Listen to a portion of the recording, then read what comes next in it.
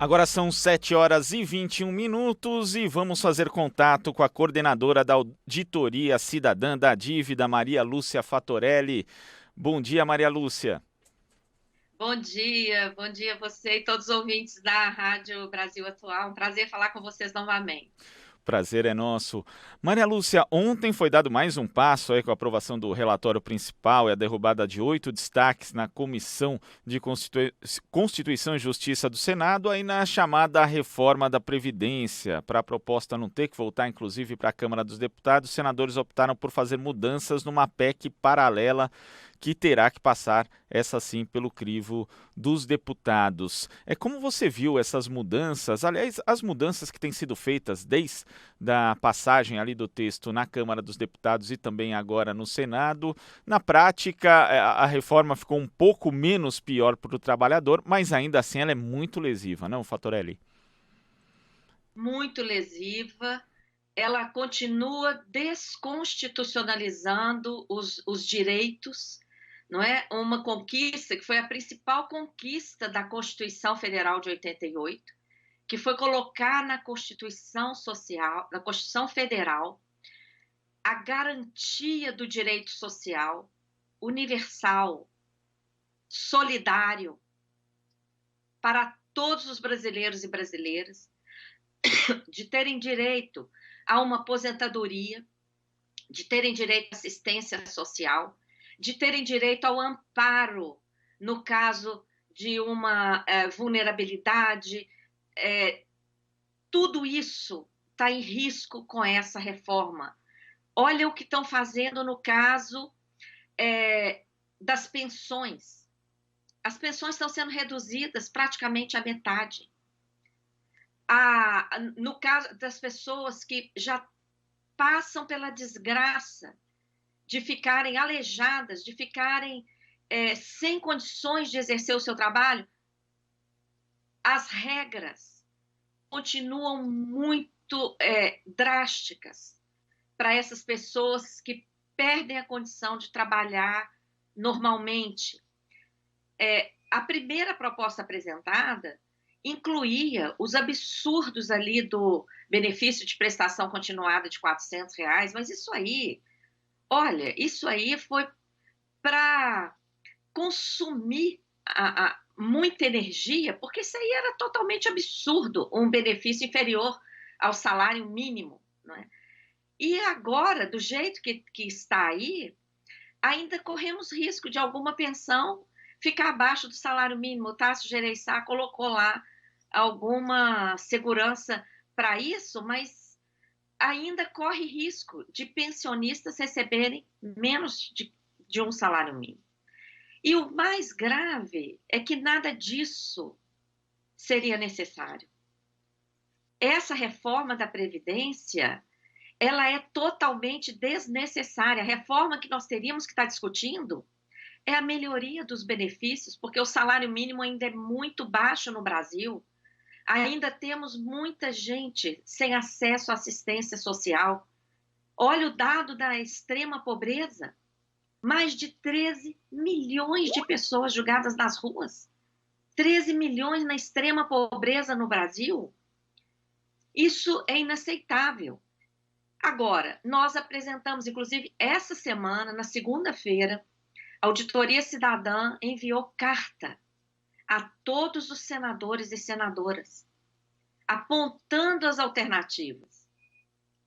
Se nós precisamos de 1 trilhão a mais, por que não cobramos tributo, imposto sobre grandes fortunas e acabar com a isenção abusiva, absurda da distribuição de lucros? Só esses 2 projetos gerariam uma receita em 10 anos de 1 trilhão 250 bilhões. Então, 250 bilhões a mais do que essa destruição da Seguridade Social quer fazer. E existe, né? e cobraria dos ricos, né? E não dos pobres, como está fazendo essa reforma. Exatamente, porque existe uma questão de terminologia que a mídia tradicional costuma bater bastante, concordando, né, com o tipo de linguagem utilizada pelo Ministério da Economia, dizendo que vai ser feita uma economia de 1 trilhão, agora de 962 bilhões de reais, mas na prática não é uma economia. Se trata de uma Não, transferência de recursos daqueles que mais precisam, inclusive dos mais pobres, para o sistema financeiro, porque a gente sabe que boa parte desse orçamento vai ser alocada ali, por exemplo, para o pagamento dos juros da dívida, né, Maria Lúcia? é exatamente disso que se trata. As pessoas que estão nos assistindo precisam ter claro que não existe uma fatalidade, como o governo tenta colocar, que tem que fazer reforma, de que tem um déficit. Gente, quem fala em déficit nunca leu o artigo 195 da Constituição. Então, não existe essa fatalidade, em primeiro lugar. Segundo, essa proposta de destruição da Seguridade Social vem no momento de crise fabricada. Essa crise no Brasil não é qualquer crise. Essa crise foi fabricada pela política monetária do Banco Central. Nós não tivemos guerra, nós não tivemos quebra de safra que levasse a população a uma situação de fome, de impossibilidade de trabalhar. Nós não tivemos peste que levasse a população também à impossibilidade de produzir. Nós não tivemos guerra. Nós não tivemos problemas na nossa balança comercial. Nós não tivemos nenhum dos fatores que produzem crise no capitalismo. Essa crise que derrubou o PIB, que levou as empresas à falência, que levou a esse desemprego e informalidade brutais, foi provocada pela política monetária do Banco Central, que dobrou o juro de 7% para 14,25% ao ano, a taxa básica, e ficou com essa taxa absurda mais de um ano. Empresas quebraram. Empresa quebrada paga tributo, minha gente? Claro que não. Quem ficou desempregado na informalidade paga contribuição? Também não. Então, o que nós tivemos foi uma redução nas receitas, em decorrência dessa crise fabricada. Esse cenário foi produzido para justificar esse discurso de desmonte. E como você falou muito bem, o que se quer não é economizar. O que se quer é tirar quase 1 trilhão de reais das mãos das pessoas. Quando o Guedes fala economizar 1 trilhão, ele está tirando 1 trilhão da mão das pessoas que recebem aposentadoria, que recebem pensões, que recebem auxílio invalidez, não é, que está aí reduzindo a quase a metade, que recebe os demais benefícios da Seguridade Social. Então, essa reforma ela é extremamente nociva para as pessoas, principalmente para os mais pobres, mas também para servidores públicos, para a classe média, que vai ter aumento de alíquota. Servidor público, então, pode ter, inclusive, alíquota extraordinária, porque essa reforma joga para as costas da classe trabalhadora a responsabilidade de manter o pagamento das atuais aposentadorias, como se os atuais aposentados nunca tivessem pago, como se os governos anteriores nunca tivessem desviado o imenso superávit, a imensa sobra de recurso histórica da Seguridade Social foi desviada. Antes até da Constituição, as contribuições de trabalhadores, que na época ia para os IAPs, os Institutos de Previdência, foi historicamente desviada para construir Brasília, Ponte Rio-Niterói, CSN, varas siderúrgicas, etc. Tem um estudo do IPEA que mostra que os desvios de recursos da arrecadação que deveria ter sido destinada a formar uma reserva para a Seguridade Social, esse estudo do IPEA mostra que os desvios da década de 60 a 90, se atualizados, está quase 1,6 trilhão de reais. Então, essa questão do governo, a partir de agora, querer colocar uma regra atuarial de que a arrecadação das contribuições de trabalhadores tem que ser suficiente para pagar toda despesa com aposentadoria dos trabalhadores que já se aposentaram, isso não pode ser aplicado de uma hora para outra.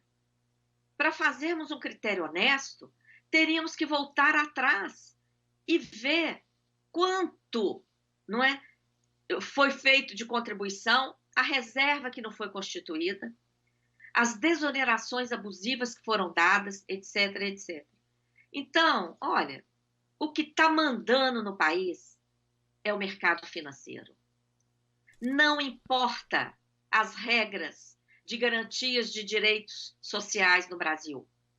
Não valem as regras constitucionais de erradicação da miséria. A miséria está aí, a olhos vistos, mais de 13 milhões de pessoas na extrema miséria.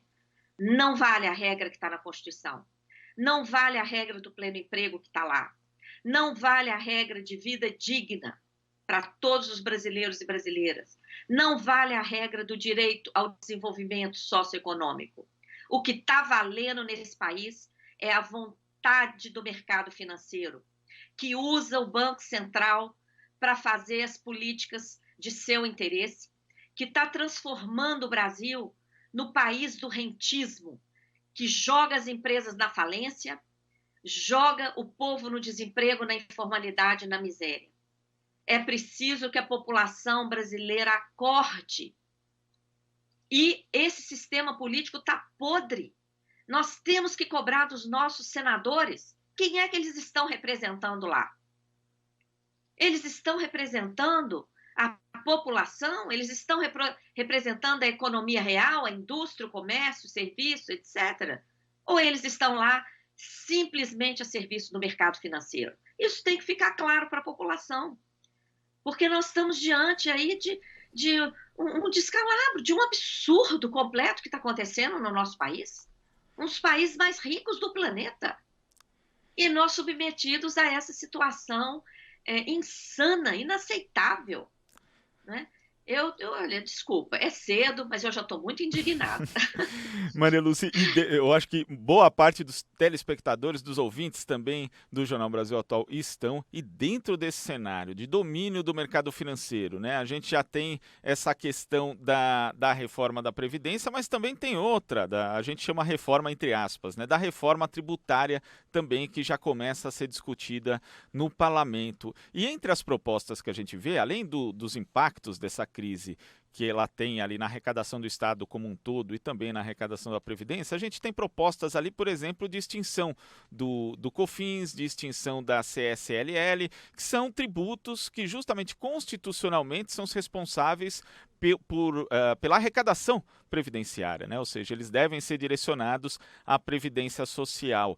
E, ou seja, essa reforma tributária, além de, pelo menos pelo que a gente viu até agora em termos de propostas, além de representar só uma simplificação, não retirar o caráter regressivo que o sistema tributário brasileiro tem, ainda vai prejudicar mais a previdência social? Vai prejudicar, porque, como você disse muito bem, as principais fontes de financiamento da Seguridade Social, COFINS, Contribuição Social para Financiamento da Seguridade Social. O nome já diz. E essa contribuição, ela está sendo transformada, junto com outras, em um novo imposto. O governo fala que essa reforma é neutra, que ela vai só simplificar. Mentira! Quando você muda a natureza do tributo, deixa de ser contribuição e passa a ser imposto, você muda a destinação dessa arrecadação. Enquanto é contribuição, a destinação é vinculada, constitucionalmente vinculada, por causa da natureza do tributo. Quando você tira essa natureza de contribuição e passa a ser imposto, o produto da arrecadação cai num caixa único, que a Constituição proíbe vincular. Proíbe. Está lá na Constituição, não pode vincular a destinação de imposto. Essa destinação ela é decidida na LOA, na Lei Orçamentária votada nos respectivos parlamentos. né, no Congresso Nacional, para o orçamento federal, nos orçamentos das assembleias legislativas, para os orçamentos estaduais, etc. Então, essa reforma tributária, a natureza dela é desvincular os recursos da Seguridade Social. Por isso é que o governo está fazendo uma propaganda enorme de que ele está acabando com a DRU. O que é a DRU? É uma desvinculação de receitas da União. Perdão. A DRU existe desde a década de 90, sob outros nomes, outras denominações. Atualmente, ela é de 30%. O que ela faz? Ela morde, ela desvincula 30% de receitas que são vinculadas constitucionalmente pela Constituição. Então, quando essa reforma já transforma contribuição em imposto e desvincula 100%, nem vai precisar da DRU, porque já está 100% desvinculado. 100% já cai no caixa do Tesouro. Então, nem precisa de reforma, nem precisa de DRU, né? Porque 100% já está desvinculado. A reforma que a gente precisa é para acabar com a regressividade do nosso modelo tributário.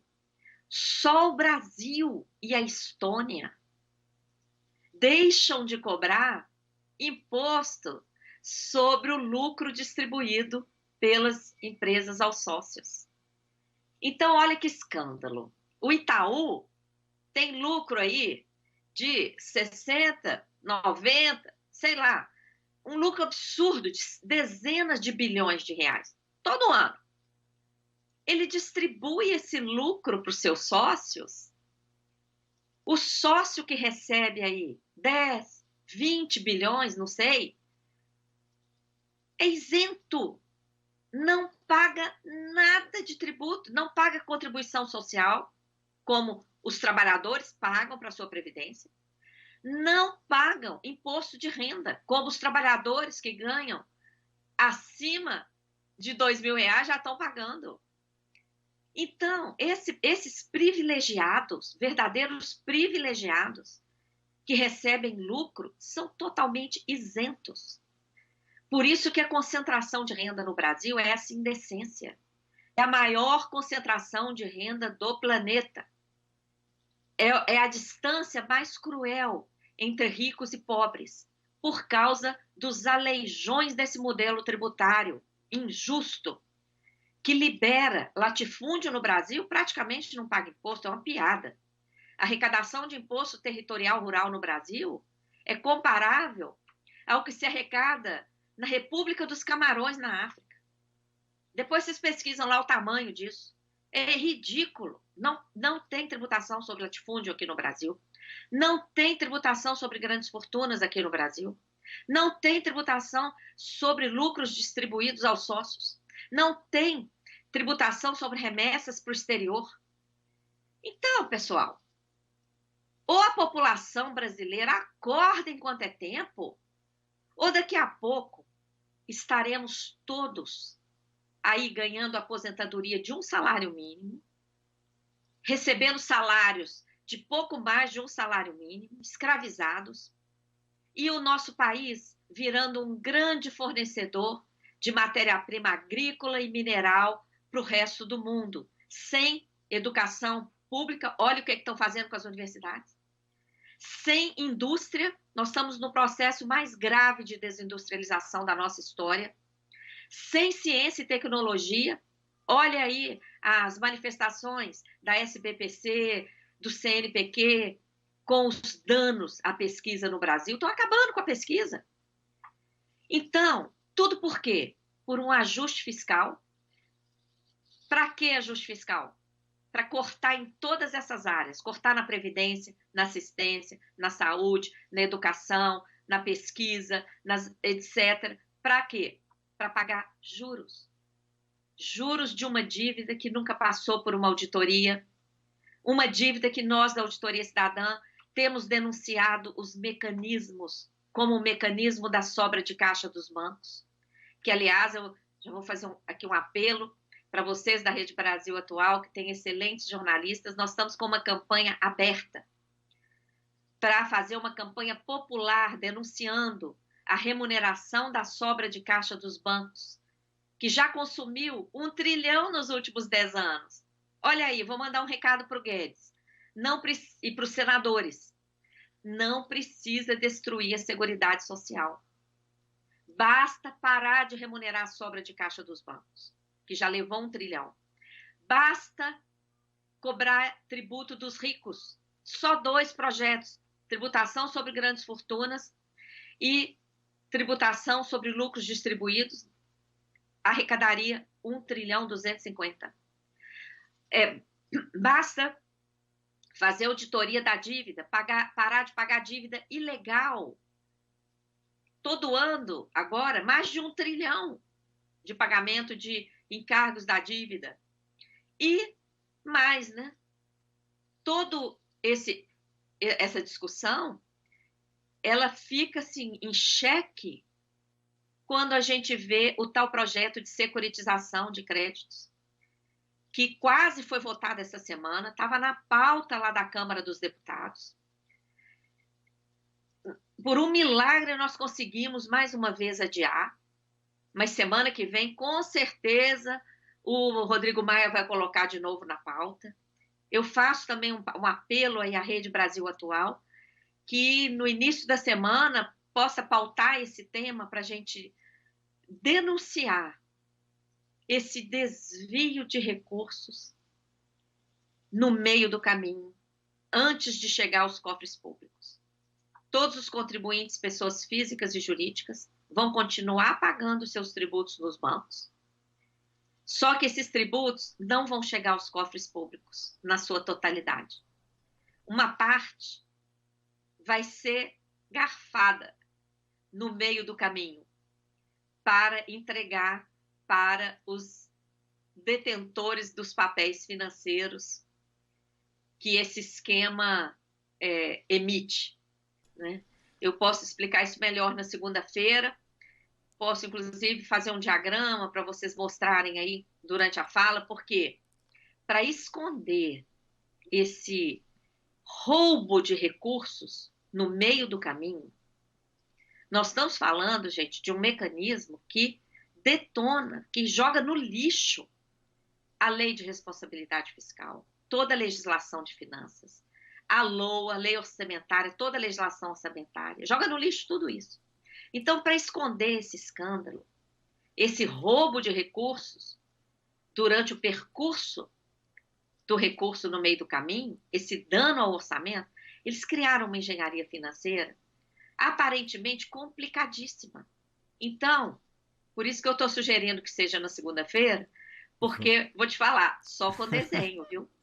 Não, a gente vai A gente vai abordar sim esse tema. Inclusive, a gente já abordou também no site da Rede Brasil Atual essa questão que é um escândalo de verdade, Maria Lúcia, da remuneração da sobra dos bancos, mas a gente vai voltar a falar sim dessa questão que é muito importante, como você ressaltou, inclusive uma campanha da Auditoria Cidadã da Dívida.